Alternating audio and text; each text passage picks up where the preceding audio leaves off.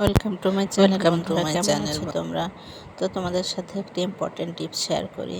সেটা হচ্ছে এই যে বেরেস্তা আমরা কম বেশি সবাই চিনি। তো আমি এগুলো কি করব, এগুলো আমি সংরক্ষণ করব এয়ারটাইট কন্টেনারে। আর হ্যাঁ, এটা কিন্তু অনেক দিন পর্যন্ত থাকে। আর এটা তুমি ডিপ ফ্রিজে রাখলেও ঠিক এই রকম মচমচেই থাকবে।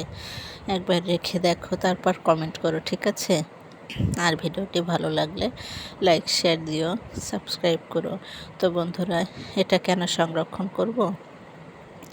হ্যাঁ, যখন হুটহাট করে অনেক সময় দেখা যায় কি রান্নার সময় অনেক সময় তাড়াহুড়ো করে রান্না করতে হয়, কিন্তু সঠিক প্রসেসে আসলে রান্না করতে অনেক সময় লাগে। তাই আমি এভাবে ভেজে রাখি।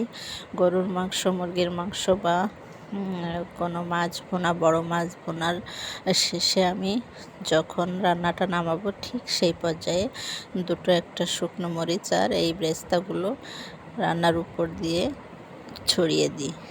খুবই মজাদার একটি রেসিপি। তোমরা এভাবে রান্না করে দেখো আর এভাবে সংরক্ষণ করে দেখো।